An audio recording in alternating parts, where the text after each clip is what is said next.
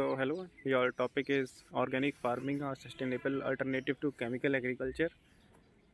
तो ये topic mainly focus कर रहा है कि जितना ऑर्गेनिक फार्मिंग है ये हमारे केमिकल एग्रीकल्चर से कैसे बेटर है या उससे कैसे बेहतर है। तो इसका जो मेन स्ट्रक्चर होगा, जो स्टैंडर्ड स्ट्रक्चर होगा, सबसे पहले इंट्रोडक्शन में तुम कोई सी लेटेस्ट डाटा डाल सकते हो कि इस वजह से ये डाटा आया है या ये रिपोर्ट आई है। ये शोकेस करती है कि हमारा ऑर्गेनिक फार्मिंग केमिकल एग्रीकल्चर से अच्छा है, और उसके बाद बॉडी में बता सकते हो क्यों अच्छा है।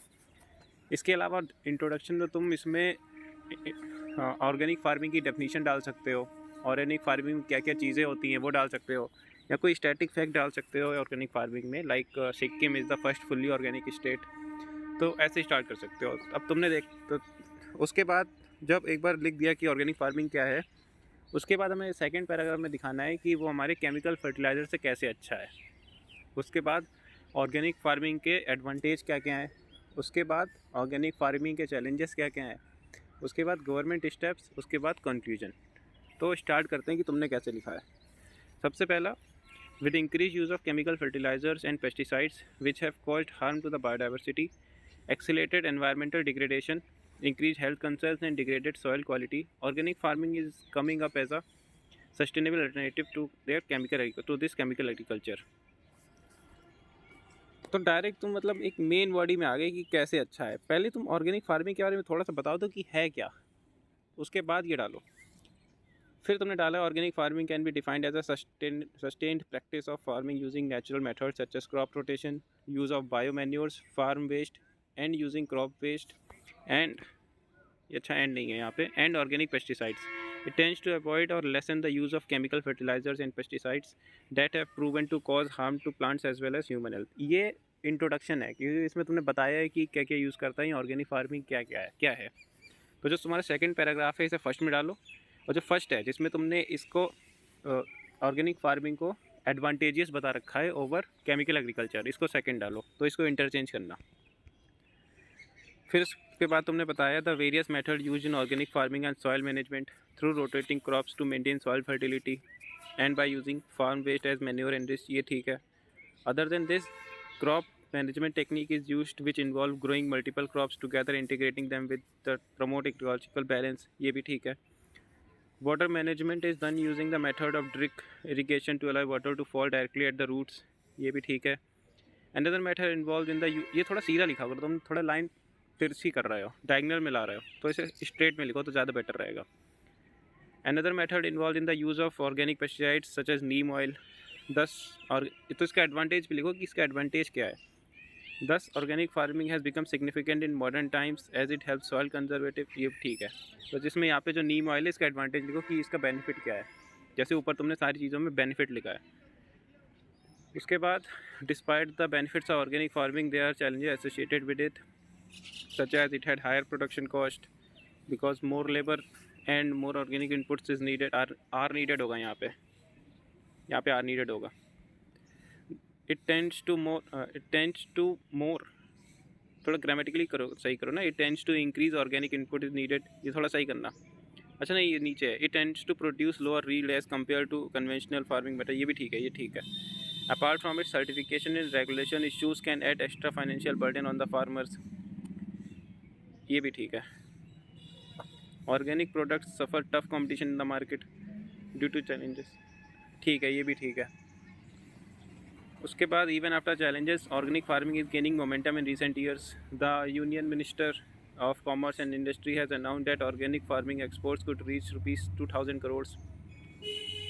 ये डाटा चेक करना फिर से, 2000 करोड़ है, कितना है in the coming years. Government policy such as, और ये ध्यान रखो जब तुमने गवर्नमेंट पॉलिसीज़ लिख रखी हैं, जैसे नीचे लिखा है national programme for organic production, यहाँ प्रोवाइड सर्टिफिकेशन, कम से कम 2 या 3 गवर्नमेंट स्टेप्स डालो, और उसके बाद ऐसा डाटा मेंशन करो कि because of these policies organic farming exports could reach rupees इतना crore in the upcoming 3 years.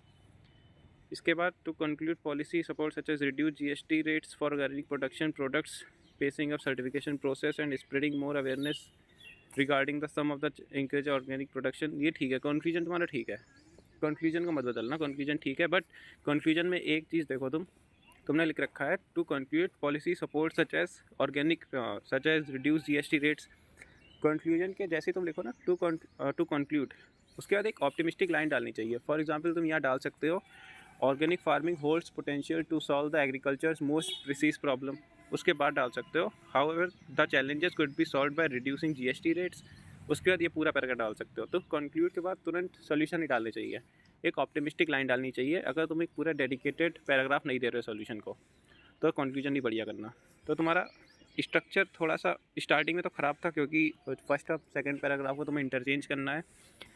उसके बाद तुम्हारे एडवांटेजेस अच्छे थे, बस यहाँ पे तुमने एक ही या दो फैक्ट डालने हैं। फॉर एग्जांपल तुमने 2000 करोड़ वाला फैक्ट डाल दिया है और गवर्नमेंट स्कीम भी तुमने कम डाली है, तो फैक्ट को इन्हेंस करो इसमें। फॉर एग्जांपल तुम डाल सकते हो कि इंडिया में कितना area under organic export, under organic production है। फॉर एग्जांपल 2019 में 2.3 मिलियन स्क्वायर हेक्टेयर था। तो ऐसे फैक्ट डाल सकते हो, फैक्ट की भी कमी है इसमें। तो बाकी ये था तुम्हारा review. Thank you. You can also check out our latest course, which is on detailed analysis and model answering. Now moving to next evaluation. Hello, your topic is organic farming, sustainable alternative to chemical agriculture.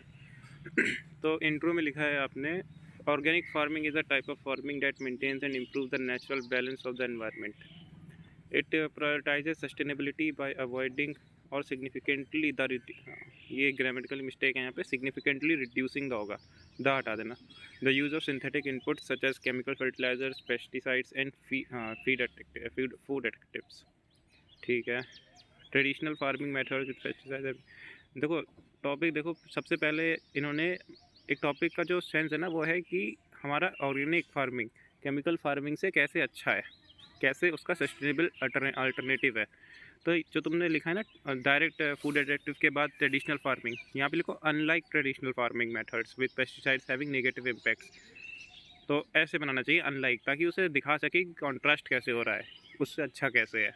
तो यहाँ पे unlike लगाना, negative impacts on environment, but this farming method is used to create toxin free food consumers. Food consumers नहीं, toxin free food.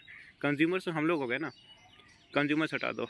This form of matter promotes environmentally responsible long term and, ये भी grammatical mistake है. यहाँ पे तुम ऐसे बना सकते हो, this form of organic method promotes sustainably environmentally responsible food. ऐसे कर सकते हो. उसके बाद organic food is built on 4 core principles: health, ecology, fairness and core. Unlike conventional farming method it excludes the, ये तो यार ऊपर भी तुमने एक तरीके से लिख ही दिया है, इसे दोबारा मत लिखो. या तो ये तुमने लिखा है ना synthetic fertilizers, pesticides, hormones and genetically modified organism, इसे भी इंट्रो में ही मर्ज कर दो, क्योंकि दो टाइप के इंट्रो हो गए यहाँ पे. दूसरा पैराग्राफ भी एक इंट्रो दिखा रहा है कि ऑर्गेनिक फार्मिंग ट्रेडिशनल फार्मिंग से कैसी अच्छी है, तो इन दोनों को मर्ज कर देना तो सही रहेगा.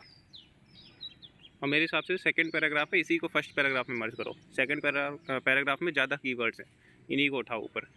फिर moreover this farming is regenerative practice that protects the environment. It reduces nitrogen leaching and toxic chemicals residue in water bodies, because organic farms often have higher soil carbon levels and lower reliance on fossil fuels, intensive in mitigating climate change. ये ठीक है. Beyond environmental advantages, this farming method, यहाँ पे small this लगेगा, small T लगेगा इसका. This farming method method offer several social economic benefits. It lower cost of expensive chemical inputs allowing farmers to save money. ये भी ठीक है. While initial yields may be lower during the transition period of 2 to 3 years. ठीक है. They stabilise over time. Furthermore organic commands high premium prices in the market increasing the, यहाँ पे देखो तुमने लिखा ना furthermore organic produce commands higher premium prices in the market. यहाँ पे सबसे बेस्ट चीज़ होगी, यहाँ पे तुम एग्जांपल मेंशन करो कौन कौन से ऑर्गेनिक फूड हैं या फिर ऑर्गेनिक प्रोडक्ट्स हैं जिनकी हायर डिमांड है या जिनकी डिमांड बढ़ रही है. यहाँ पे वो मेंशन कर सकते हो, तो वाला एग्जांपल. और तुमने ऊपर ये क्लाइमेट चेंज लिखा है, यहाँ पे भी एग्जांपल मेंशन करो कि कौन सा ऐसा फूड है जो क्लाइमेट चेंज को मिटिगेट करता है, तब ज़्यादा सही रहेगा. उसके बाद this farming method offer several socio economic benefits. It lowers the expensive chemical inputs allowing farmers. फिर देखो इसके आगे लिखा है, it lowers the cost on expensive chemical inputs allowing farmers to save money while in, ये ठीक है. हाँ ये सब ठीक था. Furthermore organic produce commands higher premium, ये भी ठीक था जो बता चुके हैं अभी. Local communities based on agriculture strengthening rural livelihood. हाँ ये ठीक, वाला पैराग्राफ ठीक है, बस इसमें पूरे पैराग्राफ में क्लाइमेट चेंज में और या लोअर प्राइसेस में यहाँ पे एग्जांपल मेंशन होना है, बाकी ये पैराग्राफ परफेक्ट है. फिर challenges mention करने हैं. Despite its advantages, organic farming faces several challenges. These include higher production cost because this farming skill often requires more labor and costly for organic inputs. यार ये मोर लेबर नहीं, labour intensive नहीं है ये labour कम use करता है. एक बार check करना है इसे. For traditional farmers it's difficult to manage pesticide dot chemical fertilizers. Also organic products face limited market.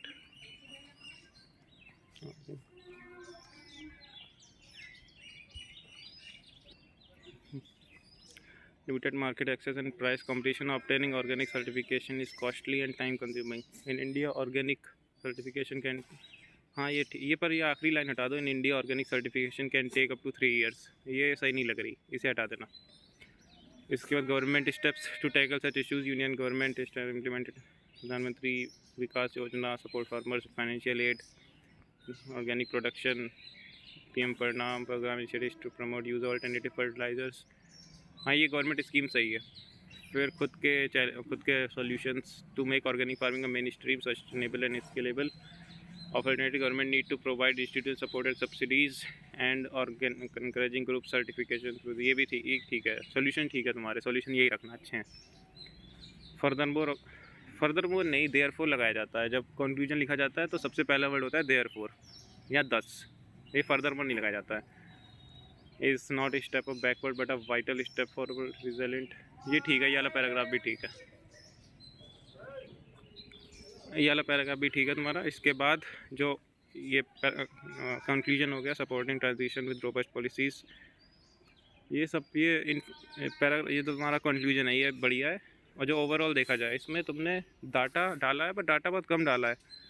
इसमें तुम ये कर सकते थे, फॉर एग्ज़ाम्पल यहाँ पे तुम सबसे इंट्रोडक्शन में तुम सिक्किम का एग्ज़ाम्पल दे सकते थे. कैसे Sikkim first fully organic state है, ये डाल सकते थे. इसके बाद इंडिया में कितनी लैंड है अंडर ऑर्गेनिक, उसमें डाल सकते थे तुम. उसमें डाल सकते थे 2.3 मिलियन हेक्टेयर लैंड है इंडिया की ऑर्गेनिक प्रोडक्ट्स में. मतलब ऑर्गेनिक जो भी ऑर्गेनिक सामान प्रोड्यूस हो रहा है उसमें 2.3 मिलियन हेक्टेयर लैंड वो है, इन्वॉल्व है. उस पर जो तुमने इकनॉमी लिखा वहाँ तुम लिख सकते थे कि इंडिया ने अभी तक कितने लाख करोड़ का, डाटा है मेरे पास भेज दूँगा, उतने लाख करोड़ का ऑर्गेनिक एक्सपोर्ट किया है, वो डाल सकते थे इकनॉमी में. तो ये डाल सकते. तो बाकी इसमें तुम्हारा ओवरऑल देखा जाए इंट्रोडक्शन अच्छा है, बॉडी भी अच्छी है, कंक्लूजन भी अच्छा है. बस थोड़े से वो कम है, इसमें डाटा वगैरह कम है. बस इसमें एक डाटा तुमने डाला है कि 2 to 3 years इसकी यील्डिंग टाइम पीरियड है. वो अच्छा है पर वो इनफ नहीं है, तो डाटा और डालो. बाकी अच्छा है. इसमें ओवरऑल तुम्हें 6 मार्क्स मिलेंगे. बाकी राइटिंग वगैरह सब अच्छी है. Thank you. You can also check out our latest course which is on detailed analysis and model answering. Now moving to next evaluation. So hello भाई. सबसे पहले तुम्हारा topic India's strategy to combat cross border terrorism. Cross border terrorism is defined as an act of violence intended to disturb the peace and by the hostile elements who are often.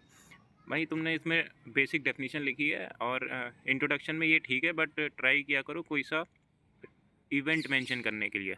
Event mention किया करो ऐसे topics में. Cross border terrorism का जो example दे, जो event दे. Definition भी सही है बट इसमें एग्जांपल ऐड करना ज़रूरी होता है ताकि एक मतलब थोड़ा अट्रैक्टिव बन सके तुम्हारा ऐसे. फिर India being border by Nations facing instability and turbulence eight there soil is at the greater risk vulnerable to Pakistan sponsored terrorism. The non-state actors agencies with large influx of fake Indian currency notes. ये तुमने paragraph ना बहुत ज़्यादा wide कर दिया है. देखो नीचे तक गया है. These radicalisation of youth. तुम इसमें रीज़न डाल लो, जैसे फेक करेंसी नोट्स का सर्कुलेशन करना है, या रेटिकलाइजेशन ऑफ यूथ का करना, या फिर ऐसी जो चीज़, या फिर नीचे तुमने ड्रोन सर्वेलेंस डाला है. तो ये तुम एक तरीके में तुम इसे मतलब एक फ्रेम करने का तरीका होता है. ये फ्रेम करने का तरीका नहीं, बस तुमने एक एग्जेगरेटेड मैनर में डाल दिया है. तो ये पैराग्राफ तुम्हें चेंज करना पड़ेगा. एक तो ये बहुत बड़ा पैराग्राफ है और इसमें जो लैंग्वेज फॉर्मेशन है वो भी बहुत बेसिक है. इसमें तुमने डाला अच्छा है, कीवर्ड्स अच्छे हैं तुम्हारे, जैसे फेक करेंसी नोट्स, बट इसको रिफ्रेम करने की नीड है. फिर आता है with these challenges India has worked strategically to deal with through modernisation of its security forces. Various systems has been put for retaliation at the line of control. Various, ये तुमने डाल रखा है ना, various systems has been put. तो try किया करो अपनी जो भी आर्टिकल पढ़ते हो, जहाँ से भी फैक्ट्स बनाते हो, या तो मैं फैक्ट शीट भेज दूँगा, इसमें एग्जाम्पल मेंशन किया करो, what are the various systems that has been put. यहाँ तुम डाल सकते हो वेरियस सिस्टम्स सच एज उस सिस्टम का नाम, उसके बाद डालो have been put for retaliation at the line of control, फिर various operations and surgical strikes. इसमें तुम बता सकते हो ना कौन सी surgical strike, Balakot surgical strike, Uri strike, ऐसे डाल सकते हो, एग्जाम्पल दिया करो ताकि ये अट्रैक्टिव बन सके। ठीक है, फिर in addition various border management techniques are been strategically followed such as comprehensive integrated. हाँ ये सही है, efforts are made to strengthen coordination between intelligence agencies. What are the efforts, net grid की इस्टेब्लिशमेंट हुई थी, वो तुम डाल सकते थे यहाँ पे। हाँ इसके बाद डाला तुमने नेट ग्रिड, ये भी सही है। Setup to provide real time, इतना छोटा ये पैराग्राफ मत बनाओ। सिस्टम्स लाइक नेट ग्रिड ये are setup to provide real time actionable intelligence to the security force है, तो इसे थोड़ा रिफ्रेम करो या फिर इसे ऊपर वाले पैराग्राफ में जोड़ दो ताकि थोड़ा बड़ा पैराग्राफ हो जाए। एटलीस्ट 5 या 6 या 7 या 8 लाइन्स का एक पैराग्राफ होना चाहिए, तो ये थोड़ा मिक्स किया करो। फिर आया है legal measure such as UAPA। जब भी ये डालो ना UAPA unlawful activities prevention act या prevention of money laundering act, इसमें ईयर डालो कौन से ईयर में आया है, वो ज़्यादा बेनिफिट रहता है, उससे मार्क्स मिलते हैं। ये तो सबको पता ही है UAPA आया है, बट जब तुम पूरा उसका वो डालोगे 1967 तब ज़्यादा अट्रैक्टिव बनेगा तुम्हारा पैरा ऐसे। फिर India is diplomatically try to put pressure on the FATF वाला डाल दिया तुमने पॉइंट, ये भी अच्छा था। जैश ए मोहम्मद, लश्कर तैयबा, ये तो तुमने डाले ना जैश ए मोहम्मद, ये एग्जाम्पल स्टार्टिंग में दिए जाते हैं, ठीक है ना। यहाँ भी तुमने दिया, दिक्कत नहीं है, बट अगर तुम इसे स्टार्टिंग में देते इंट्रो में या सेकंड पैराग्राफ में, then it would be more beneficial for you. फिर to conclude through developmental measures लिए गए, वो भी तुम्हें ऊपर मेंशन करना चाहिए था एक पैराग्राफ में। Being taken prone areas, what prone areas, पूरा डाला करो, तुम आधे आधे वर्ड्स डाल लो। From scheme such as vibrant programme scheme, ये सब तुम्हें ऊपर डालने चाहिए थे, कंक्लूजन का पार्ट नहीं है ये सब। Using satellite based surveillance approach example through, ठीक है। Using smart technology and cooperation by operation against such as grave acts India के मिड, या तुम्हारा ये जो कंक्लूजन है ये भी उतना ऑप्टिमिस्टिक है नहीं, इसमें सॉल्यूशन ज़्यादा है। देखो सिर्फ आखिरी लाइन दे रखी है, India can maintain security of its citizens, ये नहीं है, ये होता ही नहीं है कंक्लूजन ही मैं तुम्हें भेजूंगा अपने पास से, वो तुम खुद से एक बार पढ़ के इसे फिर से लिखना, तब सही रहेगा तुम्हारा paragraph.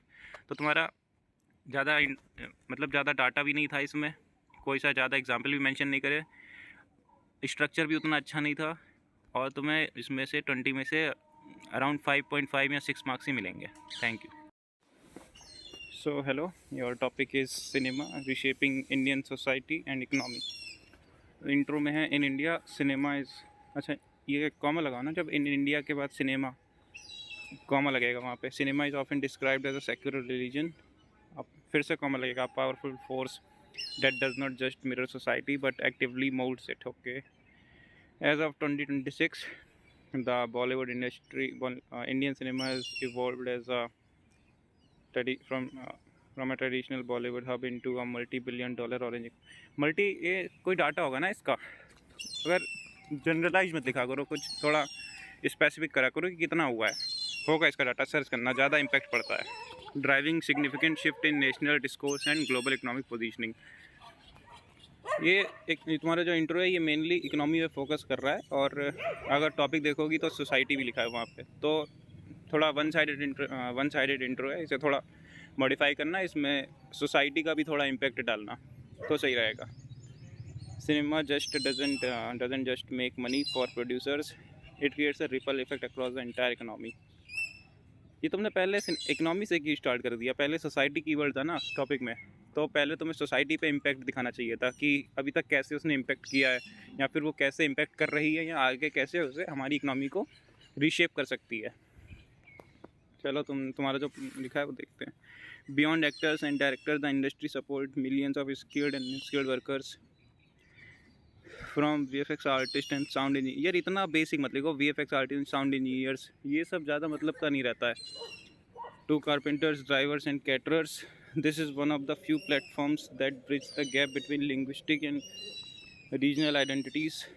Pan India films allow viewers in Punjab to appreciate the story from, ये बहुत बेसिक लिख दिया तुमने स्टोरी, सीधे एग्जाम्पल लिखो ना कि कौन कौन सी साउथ, फॉर एग्जांपल तुमने ये लिखा है तेलंगाना की स्टोरी, या तेलंगाना की मूवी पंजाब में देखी जाती है, यहाँ पे तुम ये मेंशन कर सकते हो कि कोई सा फॉर एग्जांपल कल्चर जो साउथ की मूवीज़ में, वहाँ तुम एग्जांपल ढूंढ सकते हो कि कौन सा कल्चर है वो जो साउथ की मूवीज़ में दिखाया गया है और वो नॉर्दर्न इंडिया में या नॉर्थ ईस्टर्न इंडिया में फॉलो किया जा रहा है, वो तुम बता सकते हो यहाँ पे।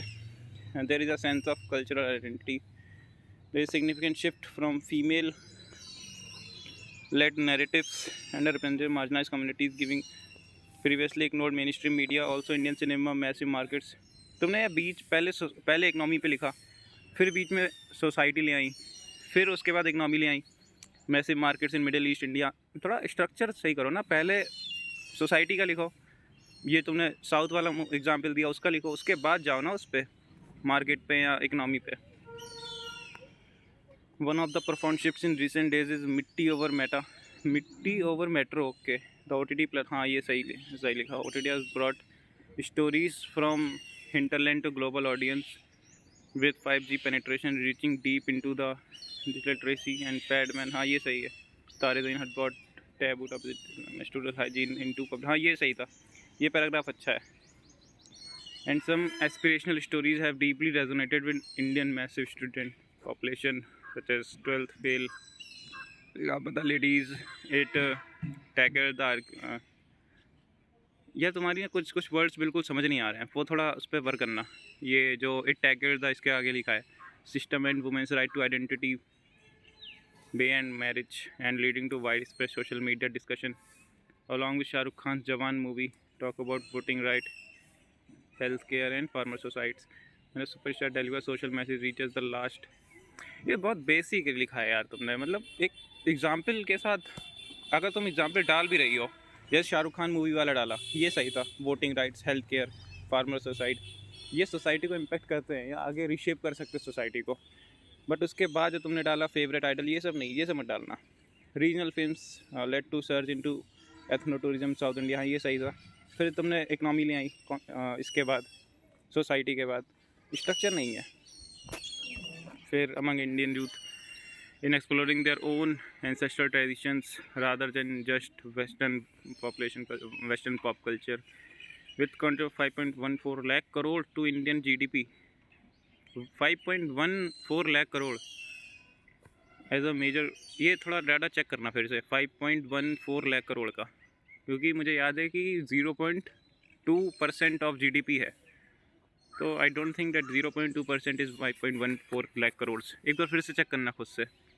दिस इंडस्ट्री सपोर्ट्स ओवर 2, हाँ ये डाटा सही है, 2.464 million jobs. Distribution and allied sectors beyond handicrafts, the 8th global film conclave highlighted nearly 84 million travellers globally and influencer. ये जो तुमने डाटा लिखा ना, 8th फिल्म फेयर, जो ये ऐसे फिल्म फेयर होते हैं या फिर कोई सा अवार्ड दिया जाता है या कोई बुक लॉन्च होती है, तो ये मेनली हमारे इंट्रो का पार्ट होता है।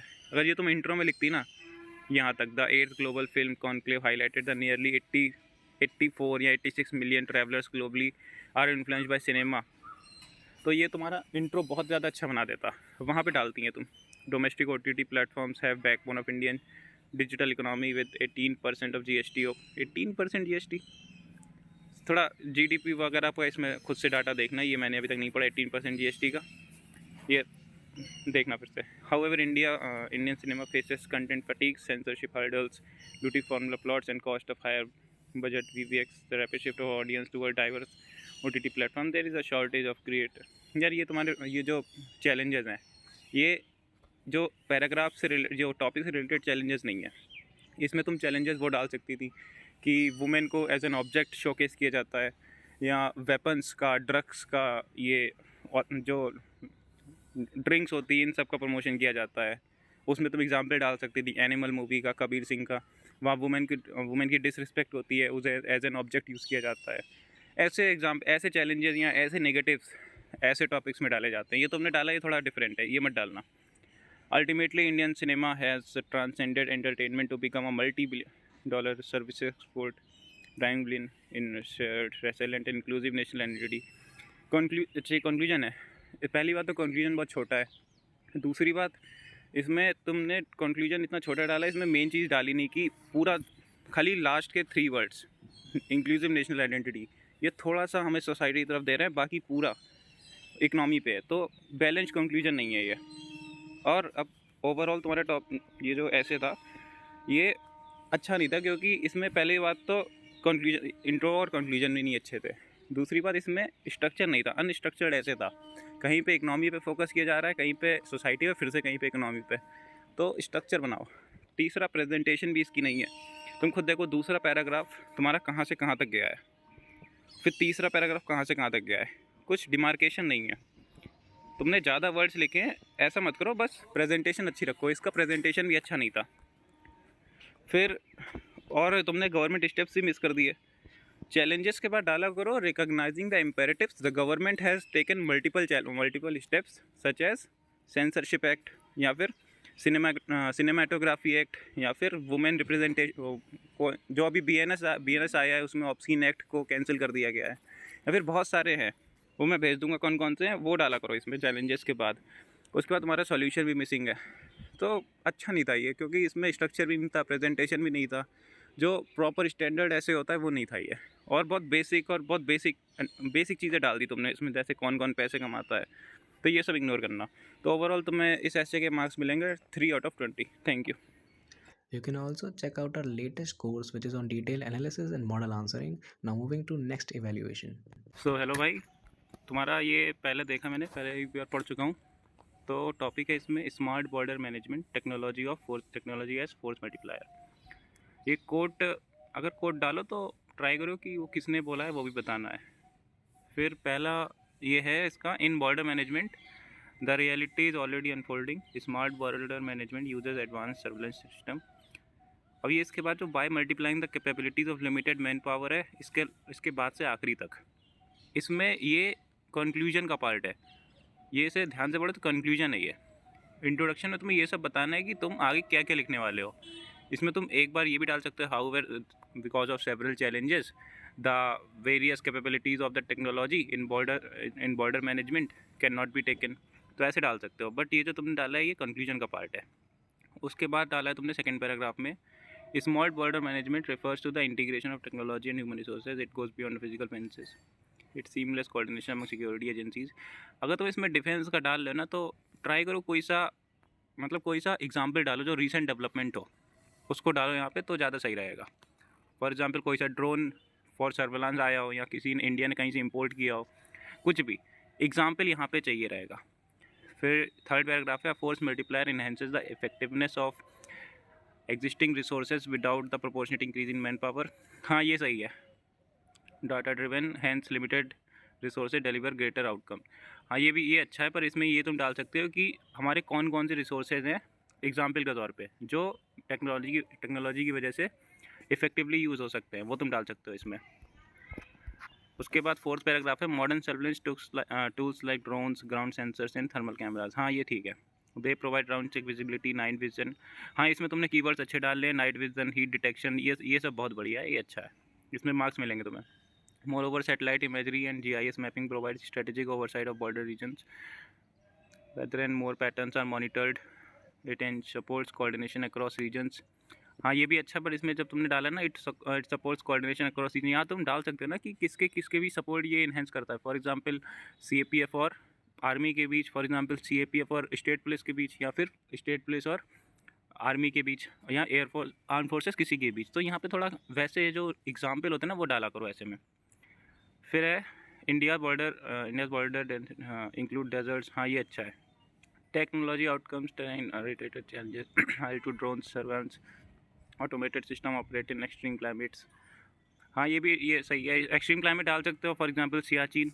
यहाँ पे अगर तुम थोड़े से कीवर्ड्स कम करोगे, फॉर एग्जांपल तुमने बीच वाली लाइन कम कर दी, इसके अंदर डाल दिया फॉर सियाचिन ग्लेशियर के बारे में, या किसी ऐसी जगह के बारे में जहाँ पे टेक्नोलॉजी ज़्यादा नहीं गई हो, वो डाल सकते हो इसमें यहाँ पे। और जो तुम्हारा आखिरी पैराग्राफ है भाई,